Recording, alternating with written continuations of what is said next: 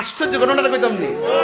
আরে আমাদের দেশে ছোট্ট বাচ্চা মারা যায় না, কথা কয় না? ছোট্ট মানে অনেক বাচ্চা আছে ডেলিভারিতে মারা যায়। ডেলিভারিতে মারা গেলে একটা কথা মনে রাখেন, ডেলিভারিতে মারা গেলে, ডেলিভারিতে যদি কোনো মহিলা মারা যায়, বাচ্চা হওয়ার পরে অনেক সময় একদিন পর দুই দিন পরে কিন্তু মহিলা মারা যায়, এই যে প্রেগন্যান্সির ব্যথার কারণে।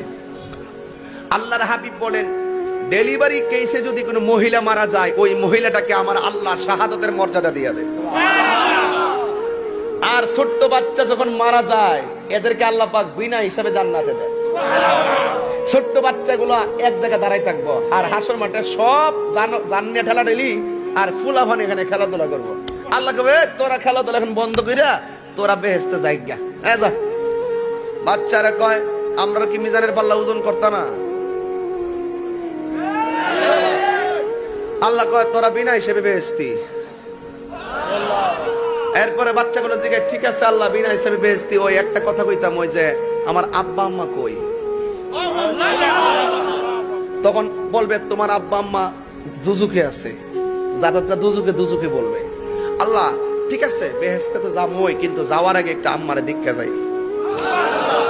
আল্লাহ কয়, মালিক এই বাচ্চাগুলারে একটু তার মারে দেখাই দে।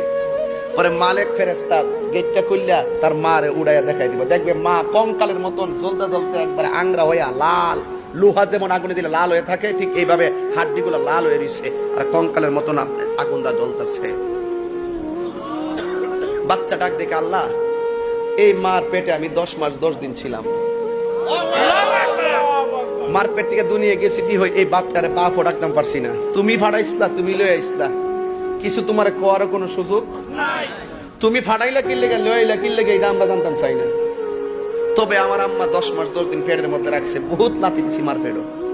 আল্লাহ একটা কথা কই, আমরা তো বেহেশতে যাবো গো, আর তো বাড়িতাম না, আমার আম্মা ডারে আমার সঙ্গে দুজুকটা বেহেশতে দিয়ে দাও। আল্লাহ কব, না তোমরা যাও, তোমরা যাও, তোমার আম্মা দুজুকি। ও দিতা না, না তোমরা যাও, তোমরা বেহেশতে যাও, তোমরা যাও। তাহলে আল্লাহ একটা কথা কই, শোনো। কই কি? তাহলে এটা কাম করো, আমরা বেহেশত দরকার নাই, আমার আম্মার সঙ্গে আমরা দুজুকে দিয়ে দাও। এই কথাটা বলতে দেরি আল্লাহ কয়, কইরে ফেরেশতা, আমি কোটি মায়া আমার অন্তরে আমার কাছে রাখছি, যারা পরিমাণ মায়া দিছিলাম দুনিয়া, দেখ বাচ্চা তার মায়ার লাগে কি মায়া, এর চাইতে মায়ার সাগর হইলাম আমি আল্লাহ। আরে হাত দিলে কোন আল্লাহু আকবার জোরে কোন না ভাই। কি দিয়ে বুঝাইতাম মায়ার সাগর কারে কয়? আল্লাহ কয়, ফেরেশতারা দেখ দেখ এই ছোট্ট বাচ্চা দেখ মার লাগে কি মায়া, আমি তো মায়ার 100 ভাগের 1 ভাগের 99 ভাগের 1 ভাগ দিছি দুনিয়াতে, দেখ বাচ্চা মায়ের জন্য কি করে, এর চাইতে কোটি মায়ার সাগর হইলাম আমি আল্লাহ। এক তাড়াতাড়ি বাচ্চার মাথারে তুললা তাসনিম পানি দিয়ে এমন ভাবে ধৌত কর যেন জাহান্নামের কোনো চিহ্ন না থাকে, তার বেহেশতে দিয়ে দে। তাহলে ছোট্ট বাচ্চা মাকে টেনে টেনে জান্নাতে নিয়ে যাবে। সুবহানাল্লাহ বলেন।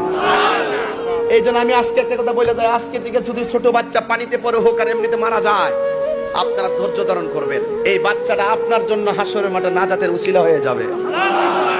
যারা সন্তান হারিয়েছেন, হয়তো সন্তান মনে হয়ে গেছে কাঁদতেছেন, ছোট বাচ্চা হারাই গেছে হয়তো কান্নাকাটি করতেছেন, এই বাচ্চাটা একদিন এখন কই আছে জানেন? বাচ্চাটা এখন এই মুহূর্তে এই বাচ্চাটা এখন ইব্রাহিম নবীর পাশে আছে।